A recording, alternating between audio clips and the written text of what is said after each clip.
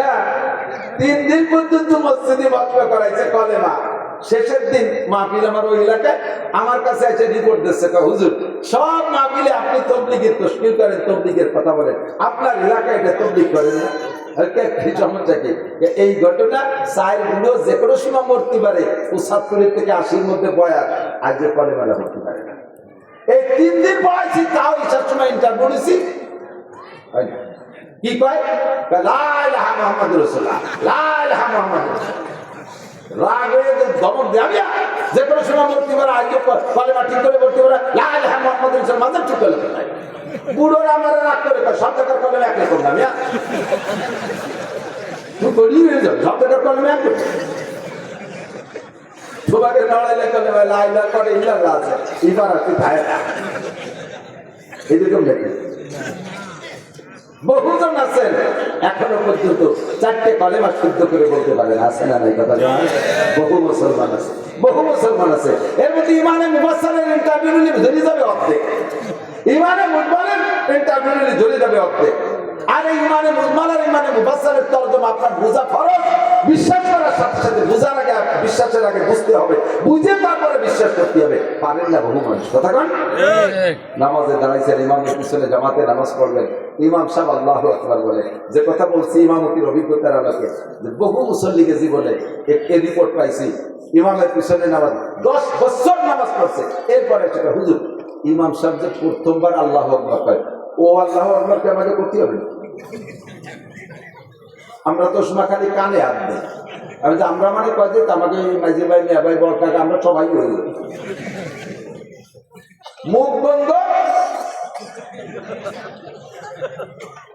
নামাজের ফরজ 13টি, জোরে বলেন কয়টি?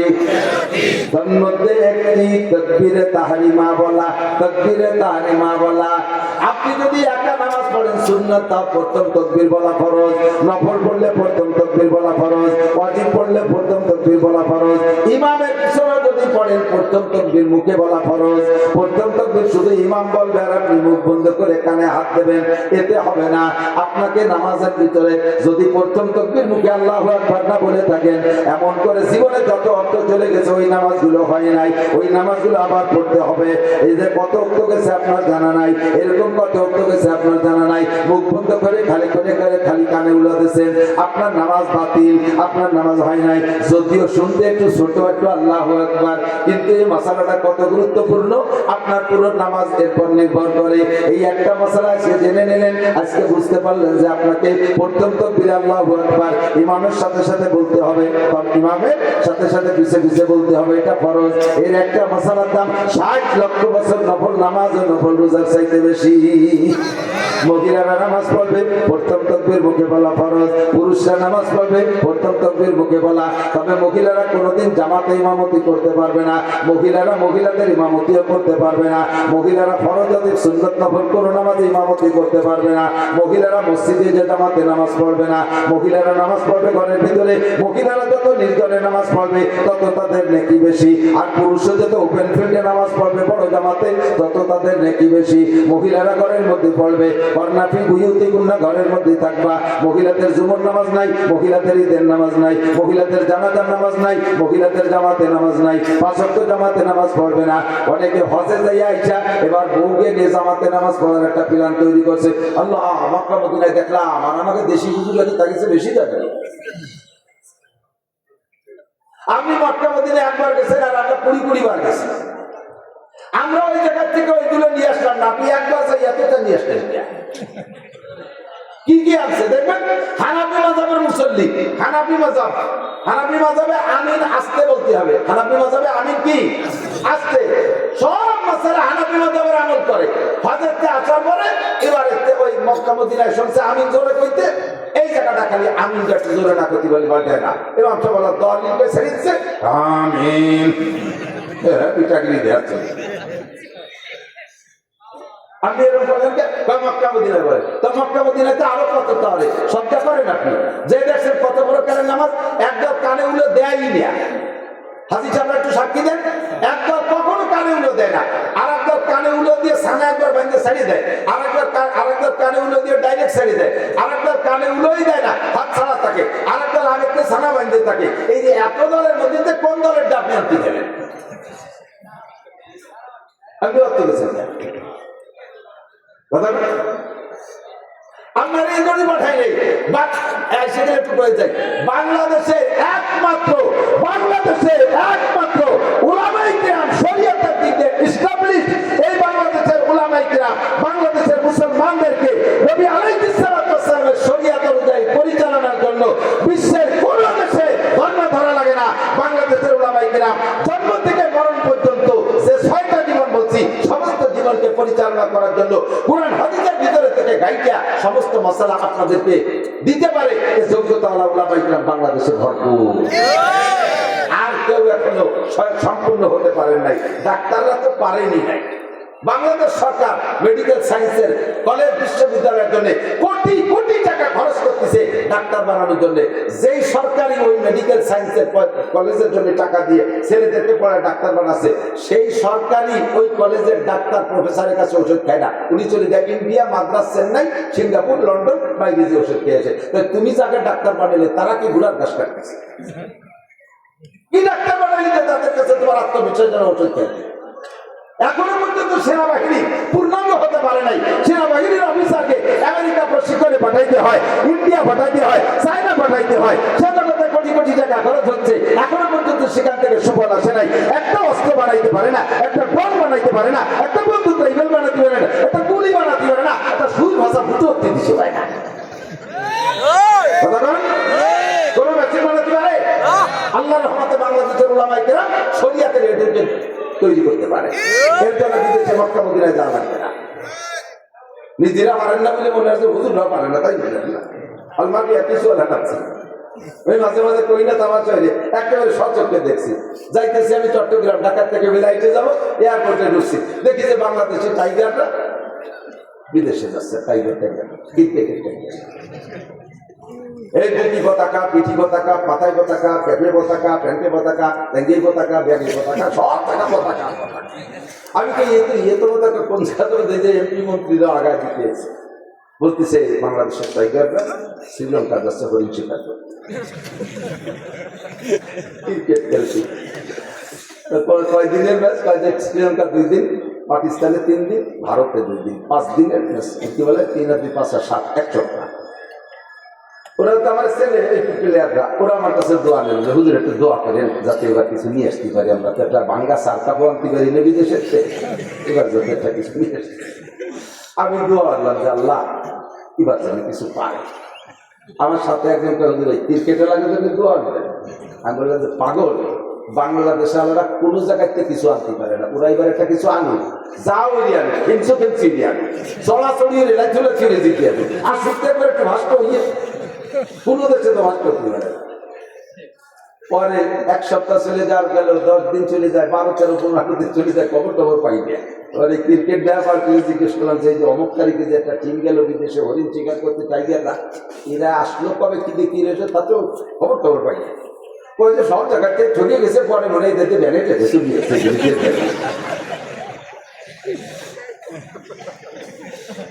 আমার বাংলাদেশের হাফেজরা কোন দেশের থেকে ঠকে আসে না, কথা বলেন ঠিক না? সারা পৃথিবীর মতো মুহাদ্দিস আছে, তার ভিতরে 1 নম্বর মুহাদ্দিস আমাদের বাংলাদেশে মাওলানা আব্দুল মালিক বাইতুল মুকাররমের খতিব সাহেব। কাজে আপনি একা যাচ্ছে আমিনটা জোরে ঠেলিয়ে দিয়েছেন, আমি জোরে হবে না, আসতে হবে বাইতুল মুকাররমের খতিব সাহেবের কাছে শুনিয়ে আসেন। আসেন দাঁড়িয়ে মাঠের প্রধানমন্ত্রীর কাছে, ডান ভাঙ্গা ঈদগাহ মাদ্রাসার মুফতি সাহেবের কাছে, আমরা সব ফতোয়া দিয়ে দেবো। কোনতে আল্লাহর রহমতে অধিক যা লাগবে না, কথা কান। এবার তাকবীরে তাহরিমা আমিন বলা, এটা বলবেন, আস্তে বলবেন।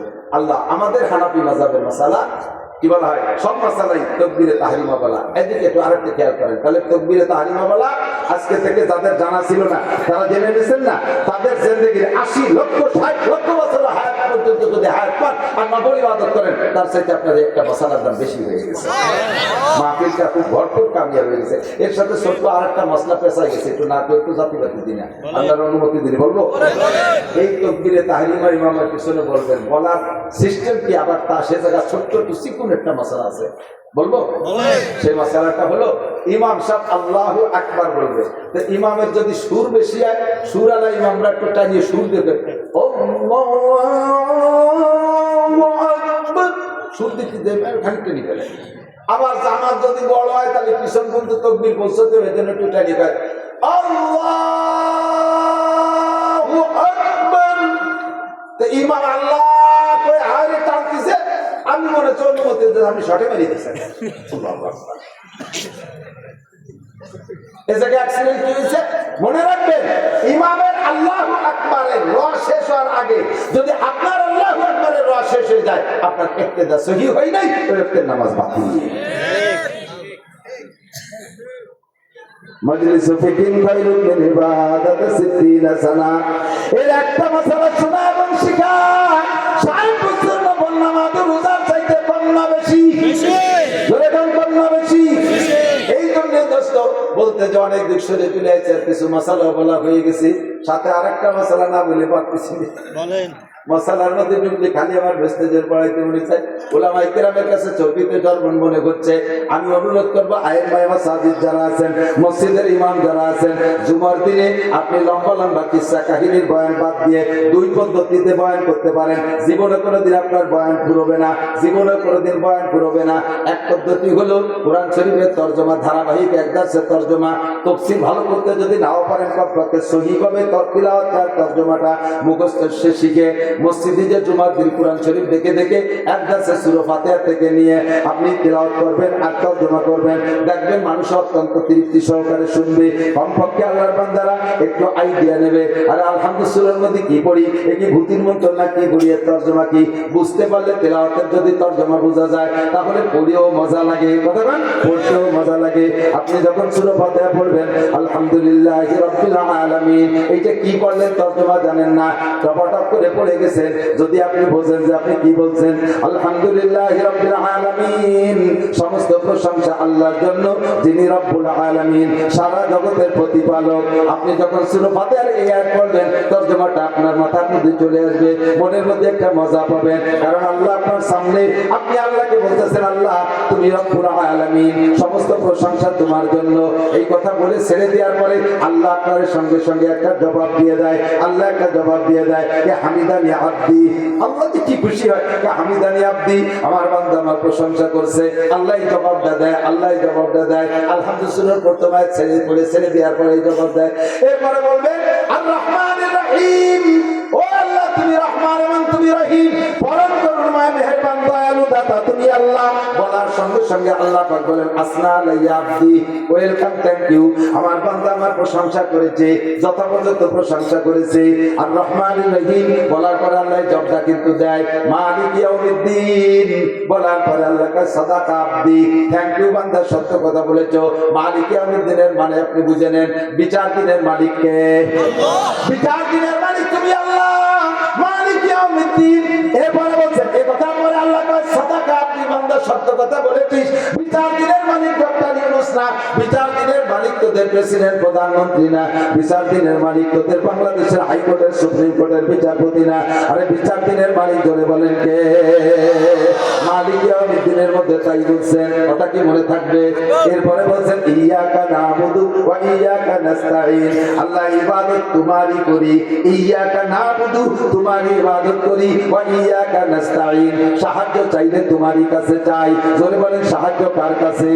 দুনিয়ার কোন রাজা বাদশার কাছে চাই না, কোন কোটিপতি শিল্পপতি রাষ্ট্রপতি ভগ্নিপতির কাছে আমরা সাহায্য চাই না, নাস্তাঈন আল্লাহ তোমার কাছে সাহায্য চাই। এই আয়াতটার মধ্যে 2টা অংশ লক্ষ্য করেছেন নাকি? একটা হলো ইয়াকা নাবুদু তোমার ইবাদত করি, আর একটা হলো ইয়াকা নাস্তাঈন আমরা সাহায্য চাই।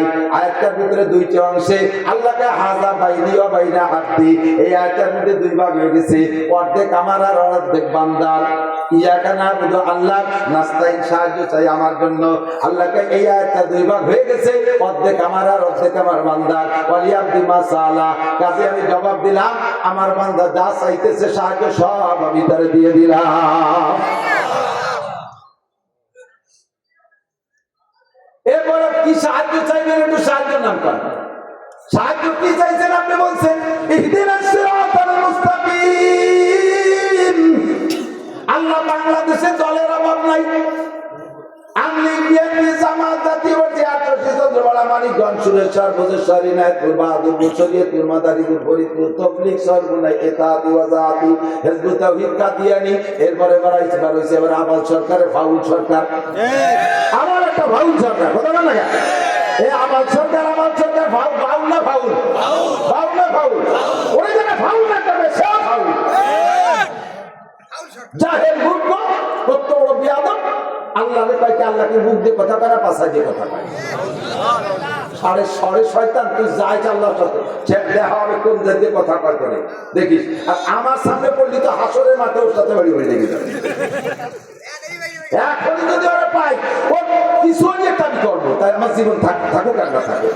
কথা বলেন রেডি রেডি। কোনো ফাউল ফাউল চুল আলার কোনো খানা ভাঙ্গার মাঠে হবে না, ভাঙ্গার দরকার মধ্যে পড়ে আসে। ইয়্যাকা না'বুদু ওয়া ইয়্যাকা নাস্তাঈন ইহদিনাস সিরাতাল মুস্তাকিম। আল্লাহ এত দলের মধ্যে কোন দলটা সঠিক তাইতে বুঝে পারতেছি না। আল্লাহ যে আসে সেই সুন্দর করে বুঝায় কি আমরা সঠিক, আমরা তো বুঝে উঠতে পারতেছি না। দলের তো অভাব নাই, আল্লাহ কোন দল গ্রহণ করবো।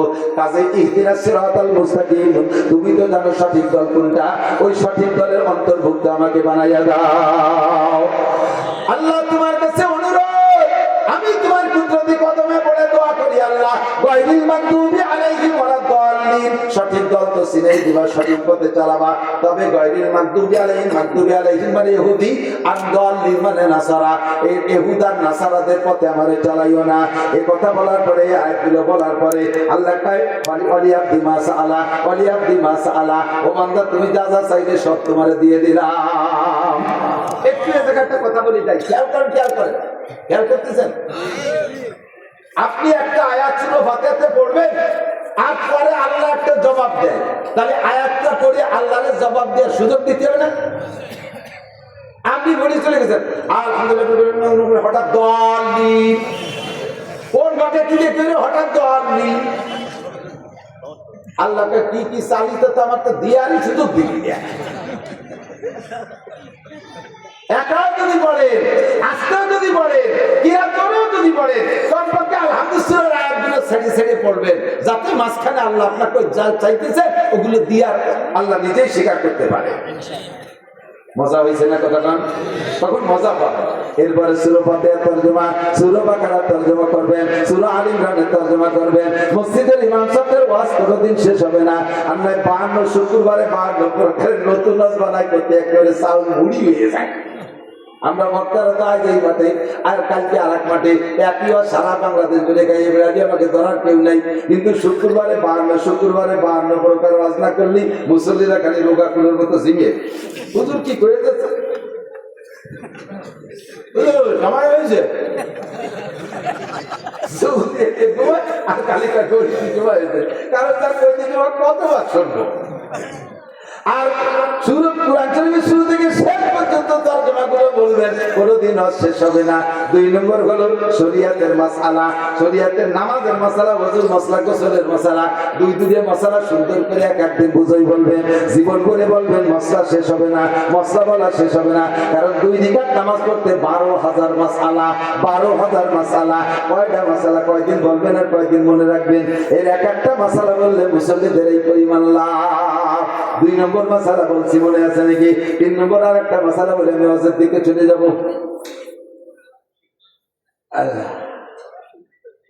না দিন দাঁড়িয়ে মাঠে আসিনি, কৌমজ গোসাইছি না, তবে আর বেশি করে চিঠি ওদের লাইন ধরাই দিয়ে যাবো। যা পড়ছি অনেক সময় একদল আছে তাদের কওমি উলামায়ে কিরাম, এরা ওই সৌজন্যমূলক আয়াত একটা পড়ে আর এদিক ওদিক দিয়ে করে হেঁটে চলে যায়, আয়াতের তর্জমা জানে না। জানি না না জানি, দুদু তুমি আমার ক্লাসে আসো, আসো। আমি কোরআন তর্জমা পড়াই, তাফসীরে জালালাইন বয়জবি পড়াই, আমি বুখারী শরীফ কিতাবুত তাফসীর পড়াই, বুখারী শরীফ পড়াই। আসো, পারি না পারি। বাকি কথা হলো ওয়াজ আমার ইচ্ছা মতো হয় না। যেদিন আমার ইচ্ছা মতো ওয়াজ করতে যাই সেদিন আমি মোটে আর ওয়াজ তালাশ করে পাই না। যেদিন আল্লাহর ইচ্ছা মতো ওয়াজ করি, এলাকায় যা প্রয়োজন সেই কথাগুলো আল্লাহ আমাদের বলায়, আর সেদিন আমার কথা মতো শেষ হতে চায় না। তখন বুঝি যে কথাগুলো জরুরি হয়েছে। আল্লাহ আল্লামা জালালউদ্দিন রুমি রাহমাতুল্লাহ আলাইহি বলেন, ইসুকানশি রাস্তে তার পেস্তানে যা বেকুশন্দা কৃষ্ণমি গরদদ রওয়া মুস্তামে চুতিষ্ণবা গোয়েন্দ সুদ ওয়াইজার মুর্দা ভুবত গোয়েন্দ সুদ মুস্তামে চুতাজা আয়াত বেমালাল সজ্জবা গরদদ বগুত্তন গুঙ্গুলাল। ও মাদ্রাসার ছাত্ররা, তোকে পায়ে ধরে একটু ফার্সি পড়, পায়ে ধরে একটু ফার্সি পড়। ফার্সি মোটে পড়বি না, ফার্সি লাগে কোন সাগে। ফার্সিতে শেষ যদি হাফিজুর রহমান সিদ্দিকী পড়ে, তা দিয়ে এবার মজা করে শোনো, তাহলে তুমি কেন পড়া শিখবা না? হাফিজুর রহমান সিদ্দিকীর রেকর্ড শুনে, তার ইউটিউব থেকে শুনে তুমি মুখস্থ করো। কাজেই যে শুনি তুমি যখন বয়ান করতে যাও, সেদের শব্দগুলো শুদ্ধ হয় না, কারণ তোমার তো ফার্সি সম্পর্কে অভিজ্ঞতা নাই। ও কি কইছে ইউটিউবের থেকে শব্দগুলো ক্লিয়ার বোঝা যায়নি, শুধু সুর ভুলে গেছো। জানলেওয়ালা আলেমরা বোঝে তুমি আন্তর্জাতিক খ্যাতি সম্পর্কে একজন মূর্খ মৌলবী। ফার্সি পড়ো, মজার শেষ নাই। আমি এই জায়গায় বসে এখন থেকে বাকি যে টাইম আছে সবটুকু টাইম ইনশাআল্লাহ ফার্সিতে ওয়াজ করতে পারি। এইভাবে আমরা ফার্সি করছি, তোমাদের সাথে কিতাব একখানো বেশি করি নাই। ওই ফার্সি বলি তাইছিলাম হিমালয় পাঞ্জান গুলিস্তা পর্যন্ত করছি। আল্লাহর রহমতে সেখান থেকে ফার্সি বলা অর্জন করেছি। ফার্সিতে আমি আজকে রাত্রে এখানে বসবো, আমি 100 শের বানাই দিতে পারবো ফার্সিতে ইনশাআল্লাহ। এরও পাবেন এরা গুলিস্তার শের না, বুস্তার না, মাস্তবিনা, পাঞ্জান মানা, কারিমা শের। আল্লাহর রহমতে ফার্সি শিখছি। ফার্সি পড়বেন, ওর মধ্যে বহুত রুমুজ পাবেন। আল্লামা জালালউদ্দিন রুমি মাসনবির মধ্যে বলেন, ইউসুফ আনশি রাস্তেদার পেস্তানে যা বেকুশন্দা কশনমি গরদাদ রওয়া। বক্তাদের মুখের কথা গাভীর স্তনের দুধের মতো। গাভীর স্তনের মধ্যে দুধ কিন্তু জমা করা থাকে না। যখন সকালবেলা বাসুরিতে ঠিক বেঁধে চাটা শুরু করে, আল্লাহ পাক রব্বুল আলামিন তখন কোন শব্দ দিয়ে দুধ বানায় দেয়। দুধ বানায় কোন জায়গা থেকে? আল্লাহ বলেন, মিন বাইনি ফারাসি ওয়া দামিন লাবানান খালেসা। রক্ত আর গোবরের মাঝ দিয়ে আমি পরিষ্কার 5 কেজি দুধ তোমার জন্য তখনই বানাই পাঠাইয়া দেই। ওই দুধ পেটের মধ্যে অপারেশন করলে কোনো জায়গায় ব্যাগ বোতল করা পাওয়া যাবে না। কথা বলেন ঠিক কি ঠিক না? সেই কোয়ালিটি বক্তার জিপের ওয়াজ লেখা নাই, মাথার মধ্যে ওয়াজের মেমোরি কার্ড ঢুকানো নাই, সিনার মধ্যে কোনো জায়গায় ওয়াজ লেখা নাই। এই জায়গা বসার পরে সুবহানাকা লা ইলমা লানা পড়ে যখন বলি, আল্লাহর কাছে সারেন্ডার করি, আল্লাহ আমার কোনো এলেম নাই। এই দাঁড়িয়ার মাঠ থানা সদরের শিক্ষিত জনগণের কি প্রয়োজন কথাগুলো আমার শেখায় দাও। আল্লাহ আমার মাথার মধ্যে গাভীর দুধের মতো কথাগুলো দেয়, সেই কথাগুলো বলি। যদি কথা প্রয়োজনীয় হয় কথাগুলো নিয়ে যাবেন, ভুল বললে ক্ষমা করে দেবেন। একটা মশালা বলে দেয়, আমার দিক তাকান। অনেক সময় সূরা ফাতিহা পড়ার পরে কোন কিরাত পড়বেন, কিরাত খুঁজতে যে একটু সময় লেগে যায়। বহুত জানেন তো কোনটা পড়বেন, কোনটা খালি ঠেলা টেনে দিতেছে। কোনটা পড়বো, ইন্দাতে না পড়বো না কুলু পড়বো নাকি ওয়ান আসতে পড়বো, এই ভাবতে শুরু হতে টাইম চলে গেছে। কতটুক জানেন? সুবহান রাব্বিল আযীম, সুবহান রাব্বিল আযীম, সুবহান রাব্বিল আযীম 3 বার। জোরে পড়লে তো একটু সময় বেশি লাগে, আস্তে পড়লে আর সময় কম লাগে। 3 তাসবিহ বলে 3 তাসবিহ। 3 তাসবিহ পরিমাণ টাইম যদি আপনার ভাবতে সময় চলে যায়, আপনার ওয়াজিব তরফ হয়ে গেছে। শেষ বইটাকে আপনার সৌসিদা দিয়া ওয়াজিব। কয়দিন দিয়েছেন সৌসিদা? সৌসিদা যদি না দেন, নামাজটা বাধ্য হরাই করতে হবে। প্রথম বইটাকে আত্তাহিয়াতু পড়ার পরে আব্দুর রাসূল পর্যন্ত পড়ে উঠে দাঁড়ায় যাইতে হবে। আপনি ভুল করবেন, কারণ আত্তাহিয়াতু এমন মুখস্থ হয়েছে, প্রথম আত্তাহিয়াতু দোয়া দুরূদ ও আর মনেরই ভরা লাগে না। সে যাতে উঠে মুখে আত্তাহিয়াতুর দায়িত্ব দিচ্ছেন, তুই ভর্তি থাক, আর আপনি চলে গেছেন দোকানের মধ্যে। ব্যবসা বাণিজ্য, খ্যাত খামার বেড়া টেরাটা বুঝে তুলে হঠাৎ করে একটা দিনে ইন্দাকান্তার গবর রয়ে গেছে। আরে লাল দিয়ে 1 রেখাত রয়েছে, আরো 2 রেখাত রয়েছে, আমি একদিন পড়লাম। তখন নিজে মুক্তি হয়ে যান, যে লস হয়েছে আমারই হয়েছে, আল্লাহ তোর লস হয়েছে, আমার সময় নষ্ট হয়েছে। যা কোন জ্বর বলি রে, বেশিতে ভরছি, তাতে হাজার কি বা আছে দাঁড়াইয়ে আর বাকি 2 রেখাত করে গতানুগতিক সালাম করে দিচ্ছেন। আল্লাহ আমি ওইটা লাইক করি নাই।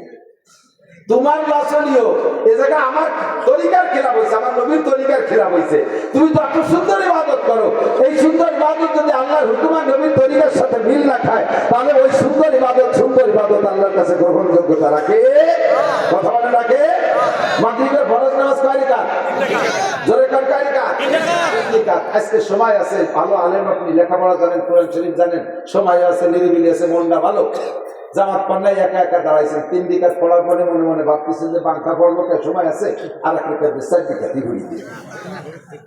আর 4র্থ রাকাত পড়ছেন খুব ধ্যান খেয়ালের সাথে, ফুলসিরাতের পর দাঁড়ায় আছি, আল্লাহ আমার সামনে, ডাইন পাশে আজরাইল, না বেস্টে, বাম পাশে দোজখ, পিছনে আজরাইল দাঁড়ায় আছে।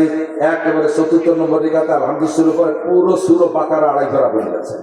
রুকুর মধ্যে সুবহান রাব্বিল আযীম 39 বার, সিজদায় 141 বার আলা মারি। এত সুন্দর করে 4 নম্বর রেখাত পড়ছেন, তা এই 4 নম্বর রেখাত কি নামাজ হবে না? এত ভালো রেখাত হবে না? যদি আগের 3 রেখাত কিছু ভালোই পড়ছেন হবে না? হবে না। খালি এই 1 রেখাত হবে না, না সরকার রেখাতে খাইছে, সব উচ্চ চুক্ত মেরে দিতেছে। ওই সেই বাংলা একেবারে আগা তারা সব কথা বল কেন? এটা আল্লাহর হুকুম নবীর তরিকায় হয় না, যদিও নামাজ কথা বল কেন? রমজান ধরে রোজা রাখা, সারা রমজান রোজা রাখা ফরজ, রোজা রাখা ফরজ না? সুস্থ মানুষের 30 দিন 30 রোজা হয়েছে, বাস মাশাআল্লাহ, থ্যাংক ইউ। এবার ঈদের দিন সবাই তো ঈদের নামাজ পড়ছে, সিমাই খেয়েছে, খেজুর খেয়েছে, ইত্যাদি খেয়ে আরো গরু মরু ইত্যাদি মানে খাইয়ে খুব ঢকঢক করে বেড়াচ্ছে। আপনি ওই দিনও সেহরি খাইয়ে সারাদিন কিছু খাইলে রোজা হয়েছে। সন্ধ্যের সময় আগের দিনের মতো 20 প্রকার ইফতার নিয়ে বসে মোনাজাতে হাত ধরেছেন, আল্লাহ দেখো তুমি কি সিদ্ধান্ত নিবা। আজকে দেখো সারা দুনিয়ার মানুষ খাইয়ে বেড়াচ্ছে গট গট করে, আমি আজও রোজা, আমি আজও রোজা, বলো আমার কি দিবা? আল্লাহ তোমার জুতো দুদিকে বাড়ি দিবে। আরে শয়তান, আইয়াম ঈদ আইয়াম জিয়ারাতিল্লাহ, ঠিক না? ওদের হাদিসে চলবে আইয়াম ঈদ আইয়াম জিয়ারাতিল্লাহ, বিয়ের দিন জামাই তো দিবা, তো আমি রোজা আমি খাবো না। তাহলে সেই দিন শ্বশুরের কি রোধে, আর তোর আমার বাড়ি মেহমানদারি দিন তুই এসে রোজা। কাজেই ইবাদত আমার সৌন্দর্যের কোনো সৌন্দর্য না, ইবাদতের সৌন্দর্য দেবে আল্লাহ, আল্লাহ রাসূল। কথা বলতে কি আল্লাহু আকবার। সূরা হাশরের শেষ আয়াত পড়তে আমরা কি বলি? আউযু বিল্লাহি সামিউল আলিম মিনাশ শাইতানির রাজীম, 3 বার পড়ে তারপরে হুয়াল্লাহুল্লাযী। কেউ কেউ কয় যে বিসমিল্লাহ বলি দোষ কি? বিসমিল্লাহ কি খারাপ জিনিস? বিসমিল্লাহ ভালো জিনিস। বিসমিল্লাহ খারাপ জিনিস না, ভালো জিনিস। দেখতে হবে হাদিসে কি আছে। হুজুর বলেন আউযু বিল্লাহি সামিউল আলিম মিনাশ শাইতানির রাজীম, 3 বার পড়ে হুয়াল্লাহুল্লাযী বলেন। হুজুর আউযু বিল্লাহি সামিউল আলিম মিনাশ শাইতানির রাজীম 3 বার বলতে বললেন, বিসমিল্লাহটা কেন বলতে বললেন না? এ জায়গা বিসমিল্লাহ নাই। আপনি এ জায়গা সুন্দর করে সাজাইয়ে যুক্তি দিলে কাজ হবে না। শরীয়ত যুক্তি, শরীয়ত না। শরীয়ত হলো মা আতাকুম রাসূলু ফাখুযু ওয়া মা নাহাকুম আনহু ফান্তাহু। আমার রাসূল যেটা যেভাবে করতে বলছে সেটা সেইভাবে করো। কথা বলে ঠিক না? চলে যাই দোস্ত। এবার সারা জিন্দেগি করে যে আমল করি, এই আমল রাখার জন্য একটা বস্তা আছে, আমল রাখার বস্তা আছে। ধান রাখেন বস্তায়, চাউল রাখেন বস্তায়, তারপরে গম রাখেন বস্তায়, সরিষা রাখেন বস্তায়, সব মাল বস্তায় রাখতে হয় না? আমল রাখার একটা বস্তা আছে, এই বস্তার নাম আমল নামা। বস্তার নাম কি? বস্তার নাম। এতক্ষণ যত যা মশলা বলছি এত বিশাল নেকি হয়েছে, বললাম না পরিমাণে কি পরিমাণ হয়েছে। এই সব নেকি রাখার একটা বস্তা আছে, বস্তার নাম কি? জোর হলো না? আমল নামা। ধানের বস্তা বানানোর নিয়ম কি? দোপাট্টা সালারে এরকম দোপাট্টা করে এরপরে লম্বা দুটো সেলাই কোনাই দে আর তলিতে একটা সেলাই, ঠিক না? যদি ঘটনাক্রমে কোনো বস্তার লম্বা সেলাই করছে কিন্তু তলায় সেলাই করে নাই, রাতের বেলা 50 মণ ধান উঠোনে 2 বাবুটা বস্তা 50টা নিয়ে যাইয়া ধান ভরার নিয়ত করে অন্ধকারে ছেলেরে বলছে, বাবা তুই বস্তা দাও, আমি এই কেসি ভরে ভিতরে দিচ্ছি। তো অন্ধকারে ছেলে বস্তা ধরছে আর বাপের ধান ধুচ্ছে। সেই 50 মণ ধান এক বস্তায় ভরে না। ছেলেকে আপনার কি কোন জায়গাটা বাপের তুই বস্তা কিরম ধরছি, রাতে সব শেষ হয়ে গেল, এক বস্তায় ভরে না। পরে দেখে না বস্তার মুখ দিয়ে দিয়েছে কিন্তু তলায় সেলাই, তলায় কিনে আসে। এই ধান বস্তা ভর্তি হলে তলায় কি লাগবে? সেলাই লাগবে। যত নেকামল আছে, নেকামল শুধু আমি আপনি করি না, নেকামল কাফের মুশরিকরাও করে। দান খয়রাত করা নেকামল, সত্য কথা বলা নেকামল, ওয়াদা ঠিক রাখা নেকামল, মসজিদ মাদ্রাসার দান হিন্দুরাও করে কি করে না? এই সব নেকামল। এই নেকামল রাখার যে বস্তা, মুসলমানের বস্তার তলায় সেলাই আছে, কাফের মুশরিক হুন্নাসারদের বস্তার তলায় সেলাই নাই। সেলাই দিতে হবে কি দিয়ে? সুই সুতো দিয়ে না, আমল নামার বস্তার তলায় সেলাই দিতে হবে কলেমা দিয়ে। জোরে বলেন কি দিয়ে? ঈমানের কলেমা দিয়ে। আল্লাহ সেই কথা বলেন, মান আমিলা সালিহান মিন যাকারিন ওয়া উনসা, নারী আর পুরুষ যারা নেক আমল করবে, ওয়া হুয়া মুমিন, শর্ত হলো ঈমানের সাথে। ঈমানের সুই সুতো দিয়ে আমল নামার বস্তার তলায় সেলাই দিয়া যদি নেক আমল করো, তাহলে এই নেক আমল বস্তার মধ্যে থাকবে। আর তার বিনিময় পাবা কি? ফালানুহিয়ান্নাহু হায়াতান তাইয়্যিবা, তোমাকে দুনিয়ার জিন্দেগিটা বড় সুখময় করে দেব। দুনিয়ার জিন্দেগিতে কোনো অশান্তি